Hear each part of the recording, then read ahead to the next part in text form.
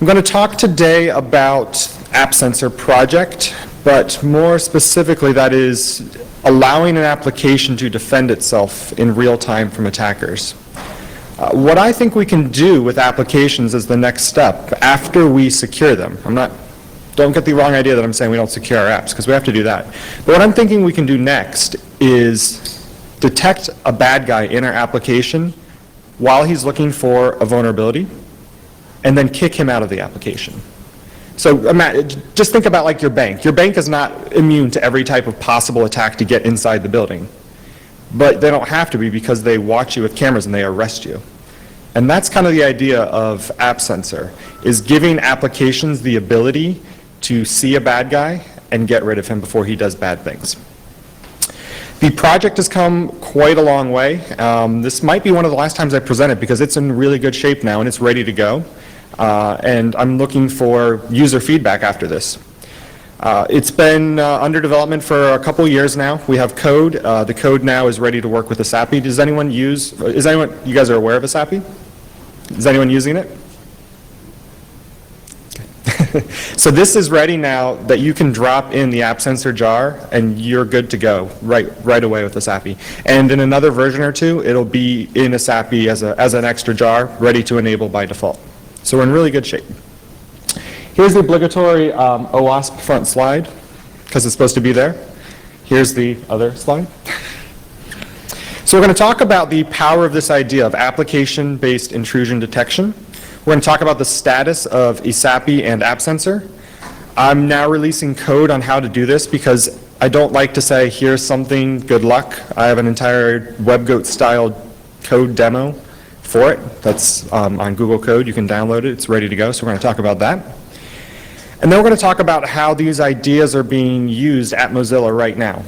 So this is not all theoretical stuff. Like, companies are using it now, and it's providing lots of benefits. So we're going to talk about those things. I somehow created 50 slides, which is more slides than I have minutes. So we're going to see what happens as far as how fast I talk and how quickly we go. Before I get into everything, I just wanted to thank the contributors and core teams of AppSensor. They're all listed up there, and I'm really sorry if I missed somebody. Please heckle me, and thank you if I didn't list you. So first off, the power of this idea of application intrusion detection. Right now, the current status of how we defend apps is not so good. If you're looking at these bullets and those are your strategies, like if you wait to know you've been hacked by watching newspaper articles, that's probably not the best way to do things. And that's unfortunately how we do most of the stuff. Like, if you called up someone in charge of your app and said, are we being attacked right now, could they answer? Would they have any way of even knowing? And that's a problem. That's a problem when you think about it, because right now we're just building an application, we're building it secure, which is great. And like it says, we're just hoping for the best. We're hoping people don't find flaws and don't get in. And we can do a lot more than that. So when we break it down into more of a kind of a threat model type approach, we see there's lots of different ways our apps are under attack. And we can categorize those into different logical areas. For example, an attacker could attack the request itself by modifying the parameter or the method from a get or a post to something else. There's always that discussion of like the Jeff method. And that actually exploited some different implementations, some web servers on how that was handled. So they can attack the requests, they can attack authentication, session management. There's also lots of attacks in access control. If you send a URL with ID equals 4 and change it to ID equals 6, if your access control is coded correctly, you'll get an access control exception. The user won't be able to do what they wanted to do, or the attacker won't get that information. And that's great, the application's secure, but we're missing an opportunity there to say, wait, why did you change that number? I mean, maybe it's in the URL, and maybe you decided you'd try and be clever, so we should say, that could be a bad person just poking around. But perhaps if that access control parameter is in a post variable, like, you can't accidentally change a post variable. So you know that that user is up to no good by intercepting the message and changing the post parameter. So these are the kinds of things that we need to think about. Where are attackers looking for problems? And we know we don't have issues there, or we hope we don't have issues there, but are they doing something that's out of the normal flow of the application, and are they trying to be bad? And as you see, there's lots of different places we can continue to look for these bad actions. Input validation through each different page or JSP or however you have the application designed. You're doing validation based on what you think the application should receive. And in some situations, you shouldn't receive, script, well, we could say alert document.cookie. I mean, the attacker could be looking for a basic proof of concept. Maybe that's a situation, again, where you say, why are you sending this to me? Maybe you're bad. And we also have, business logic attacks. If a user goes outside of the normal flow, if they start jumping around in the flow of the application in ways that shouldn't happen, could be an attack again. So overall, we have all these different ways that an attacker is going to look to exploit flaws in your application or look for these flaws. And again, right now, we're just hoping that we don't have them and hoping that we've coded everything securely. So what I'm saying with AppSensor is take these different points where we could be attacked and add detection. Kind of like miniature alarms or tripwires all throughout your application that looks for deviations from normal flow and looks for possible attack probes. And the goal is to do this with a low false positive rate. We can't, fire on a single tick in a username. We know that very well could be normal, but it also could be in anywhere, a fat finger type situation. A user could accidentally do that. So what we need to do is look for things that have a very low false positive rate that we're very confident that the user has taken intentional action to do something bad, such as, modifying the post parameter, changing something that the user couldn't accidentally do. And what we're going to do with those detection points is we're going to feed that information back into kind of a centralized store somewhere in the application and keep track. So if the user does something bad, in portion A of the application, then in portion B, and then comes back and does something else in portion C, we keep track of all of those things, and we hold it against the user. Because at some point, we're going to define a threshold, and we're going to say, all right, we're really confident that after 3 events that we have confidence in, each of them in themselves, that you're definitely up to no good, and now we're going to take action against you. We're going to kick you out of the application, or we're going to lock your account, or we're going to email an admin, or call you, or whatever we want. The point is, you use your threat model and your tolerance for risk, and you decide how you're going to respond to these actions when the attacker is determined to be, a malicious entity. Now, this works really well in the authenticated portion of the application because, like I said, you can log out the user or lock their account. And once you've locked the user's account, in theory, they can't get back into the meat of the application, the authenticated portion. Now, if you don't have any control of user account creation, then this doesn't work too well because they'll just create another account and come back in. But still, you are stopping an attacker, or you're making it very difficult to the point where they might want to just go away and attack somebody that's a heck of a lot easier. Now, on the outside, unauthenticated portion of the application, you can still use these types of ideas to at least alert you to an attack. And maybe you could take an alternate approach, like sending an email to an admin, or even using some sort of IP blocking type setup to try and thwart that malicious entity. So the idea, as I've mentioned, is it takes an attacker a lot of different probes and attempts to find a vulnerability. As you know from attacking apps yourselves, as we're all pretty experienced in that area, it takes a variety of different attempts to find a flaw. Probably 10, 15 attempts, and even in one page if you know of a particular flaw in that exact page. So if AppSensor, if this idea can detect you as an attacker within, say, 3 of those, I'm guessing that we can say you're bad and we can get you out of the application before you find the flaw, if it happens to exist in any particular page. And so this is that whole other layer of protection.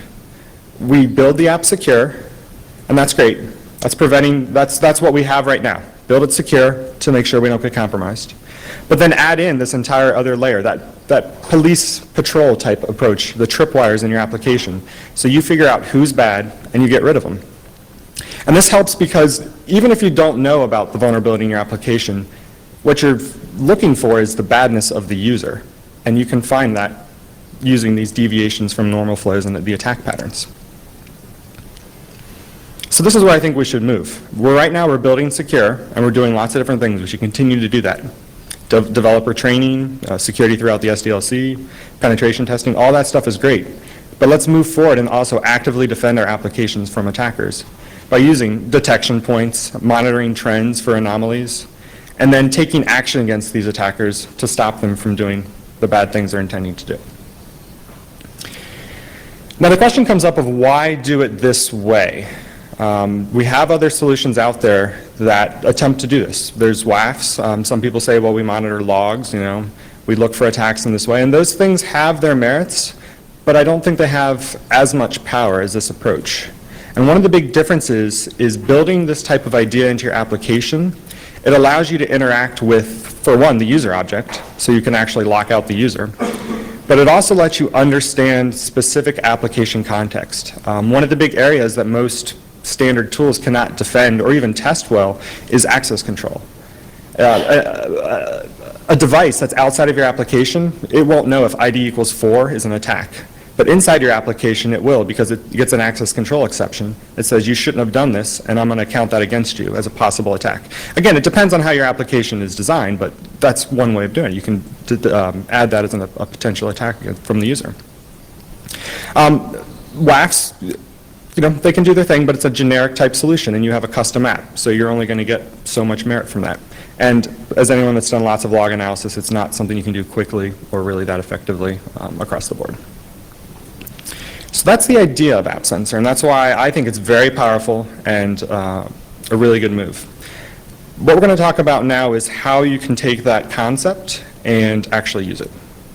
So AppSensor was designed in Java, and it's ready to be integrated into ESAPI. When we designed it, we also wanted to make sure that if you chose not to use ESAPI, which is fine, that you could still use AppSensor. And so AppSensor is set up that way that you can extend some of the classes, and you can modify it to work totally with or without ESAPI. But right now it's ready to use. We've built applications with it. There's a developer guide that's available to help you actually get it going. And it's planned to be bundled into ESAPI Release Candidate 8. So soon, if you're using ESAPI, once you're just downloading ESAPI on its own, it'll be there too.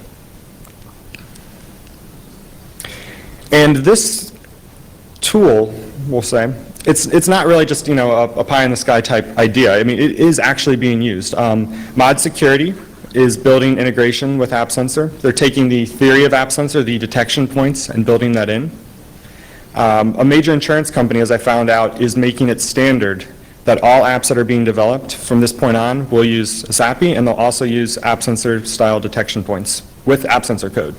And that's awesome. I'm really pumped about that from this point forward, all of their apps have to have it in there.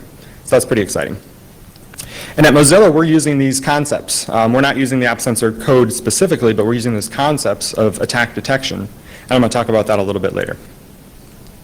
And also, ESAPI has a pretty large and strong user base, so I'm excited that once this gets rolled into ESAPI itself, it's going to get even more adoption.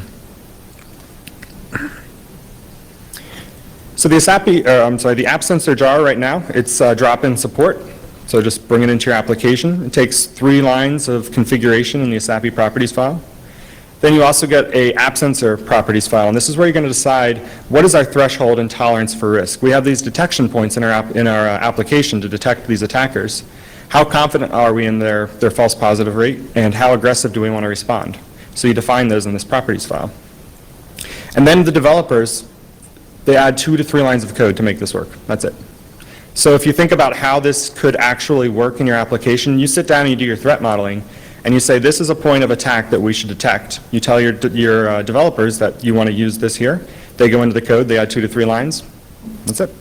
It's working. That's relatively readable from 5 feet away. So here's some examples of how to set it up. You just make a quick change to your ESAPI properties file to use a different intrusion detector. And then you define your AppSensor properties. And what you see here is the intrusion detector. This is one of the codes that we use. X1 is not about a real code, but there's lots of different codes, about 50 different detection points that are defined, and each of them have an individual code.